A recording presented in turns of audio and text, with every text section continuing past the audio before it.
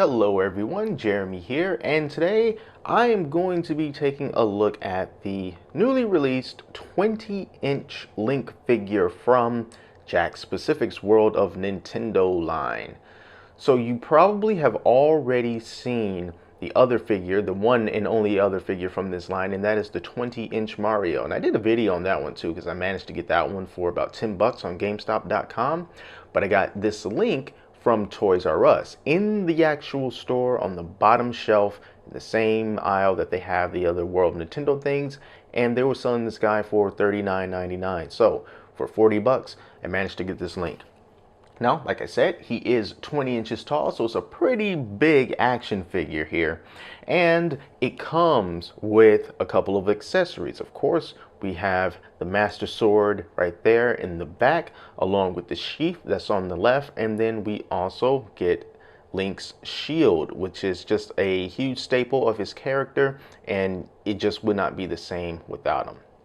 So I wanted to get this guy because it is the second of these large-scale action figures that Jakk Specific offers for their World Nintendo line.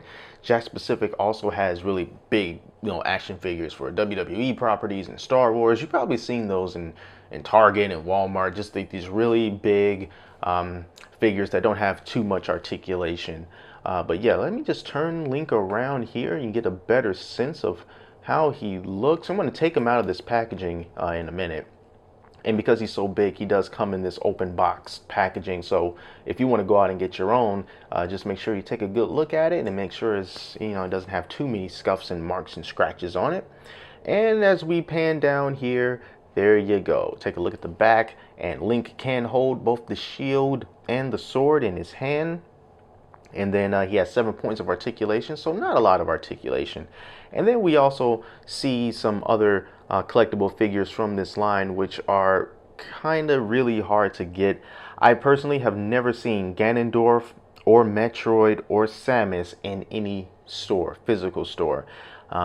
I don't know what it is about this line that makes it so elusive to get some of the more desirable figures like Fox McCloud. He is also available in the 4-inch scale, but I just haven't been able to find him. So anyway, without further ado, I'm going to rip or cut these twist ties off a Link, and we can get a better look at him all around. So because Link is so big, there was no way I was going to be able to fit him in the frame the way that I wanted to fit him in the frame without changing scenery. So we got a little different background going on here, but let's focus on the Link. So Link here, 20 inches of all of his glory. And as you saw previously, he comes with a few different accessories. Now we've got the Master Sword here, and we've got the shield here. And then turning him around on the back, see that he has his sheath for his sword here. Now the sheath is actually attached to his back, and all you have to do is just sort of take that off, and then it has these little square block thingamajigs here, and it only fits in one way because you can't have it going up like this and you can't have it going to the side. It only fits one way, and it just plugs directly into his back like that, and it hangs sort of diagonally off the side, and that's pretty good. All right, so looking at some of the details of Link here, of course he is plastic, mostly plastic, and as you can kind of hear, he's got some weight to him, but he doesn't feel like he's just chock full of bricks and material. He does feel sturdy, but he doesn't feel like he can be somewhat indestructible. It is not a premium piece. This is only $40, but for what it is, it's pretty cool. Now his tunic here, it looks like cloth, but it's not cloth. It's still plastic, but it is pliable. It does have some flexibility to it. You can see me just sort of moving it around here like that, and I do like that because they could have just very easily had this tunic piece be very similar to how it is on his arms and on his chest, and how it's just sort of that's the mold. There's nothing over it, there's nothing under it, it's just this plastic. But when you get here, you can still sort of move this up a bit, and you can still see, his pants underneath this tunic. So I like how they did that. That is a nice touch. And also another good touch, you can see the chainmail here around his arms. And there was another version of this Link. It was a 2015 San Diego Comic-Con exclusive version of this, in which the chainmail portions of his clothing, it was a little more metallic, it was a little shinier, and it just looked better. It was more of a premium product. It was a little more expensive, but that was just one of the things of being a Comic-Con exclusive. This version of Link does not get that, but it is still pretty nice. Even though it's not metallic, I still like it quite a bit. Pretty nice detail here on the straps that he has going across his chest and around his back. Good paint as well. Of course, the paint on the figure that you might be looking at, it will vary because you just never quite know how things are going to be handled in the store. So just take a good look at it and make sure that all the paint isn't running off or scratched or anything like that. And it looks pretty good, Link's face details, I think, are pretty nice as well. His face is somewhat emotionless, but at the same time, it's still pretty good because it does show, it's a very identifiable version of Link. And, you know, you can see his lips aren't the most pronounced things in the world, but I do like the way his eyes look. His eyes came out very nice. They almost look like stickers. I don't think that they are stickers, but they look very, very good as well as the eyebrows and the molding on the hair. They did a really great job with that as well. So I'm really appreciating that. And as far as his articulation goes, there's only 7 points of articulation, and that's not a lot, but with figures of this scale, you know, what can you do really? So as far as some articulation goes, you can move Link's head left and you can move it right, but there is a hindrance to that because if you have his sheath in the back here, if you try to move his head this way, you see this part of his cap will hit the sheath. So you can't move it any further than that on that side unless you get the sheath out of the way. But you can move his head the other way quite a distance. So depending on what kind of form you want to get him in, if you want him just to be looking straight ahead like that or somewhat off to the side, you know, that's completely up to you. Also, in terms of his articulation in his arms, he can move his arms up like this, and then he can move his arms out just like that. There's no articulation in his elbow. I wish there were some elbow articulation, and I also wish that you could move his arm up so you can get him in like that awesome Link pose that you always see when you see a cool dynamic pose of Link, him holding the Master Sword high above his head. But unfortunately, this is pretty much how he's going to have to do it, just like this, and he won't be able to extend his elbow, you know, quite far out like that, just to give a little bit more motion to it. I wish he could, but unfortunately he cannot. And it's the same range of motion with this other arm as well for the shield. And then for his legs, you can move his legs forward about this far, and just another on the other side, you can kind of move them like this. But of course, when you do this, you kind of run into the issue of stability, because right now he has nothing that's keeping his feet stationed to the ground, because there's no ankle pivot, there's no foot articulation. You can't move it from side to side, and you can't hinge his toes or his feet up and down. So you're going to have to always make sure that his feet are firmly planted on the ground, and you can't rotate his boot either.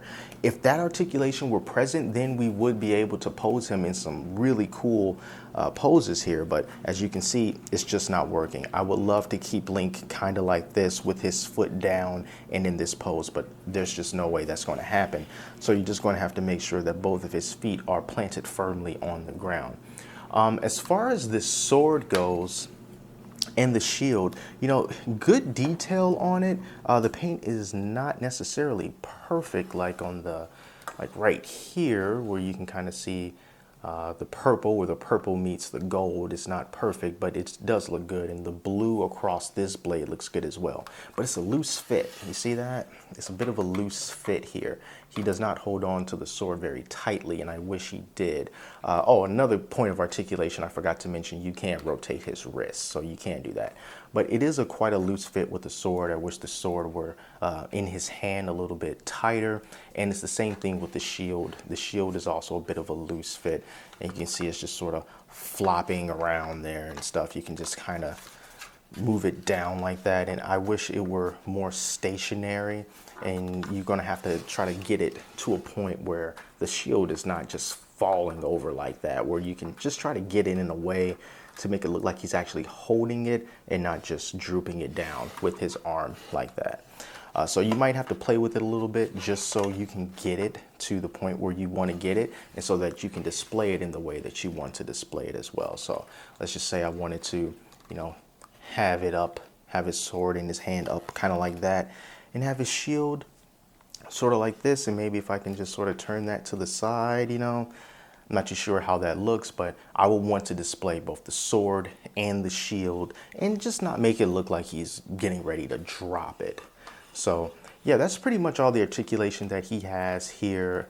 And compared to Mario, I think it's a good idea to go and bring out Mario so you can see these two together and see how they stand and scale together. All right, so this is how Link is going to look like standing next to Mario. And as you can see, he is taller than Mario, you know, but he's also thinner than Mario. So he has the height, but he does not have the girth on Mario. And, you know, these two look pretty good together, you know, just walking into my place, seeing these two side by side, go like, wow, that's Mario and Link. That's pretty awesome.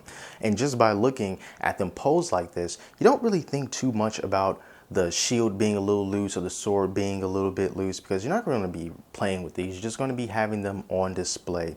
And just for the way that they look, I think that this Jakk specific large scale action figure line for World of Nintendo is really good. And I would love to see more figures like this. I know that there's a Fire Flower Mario that's at least coming out very soon, and I would like to see more figures get this exact same treatment as well, because if you can line all of these up, it'll make for a really, really good look. And this looks great right here. These guys are tall, they're big.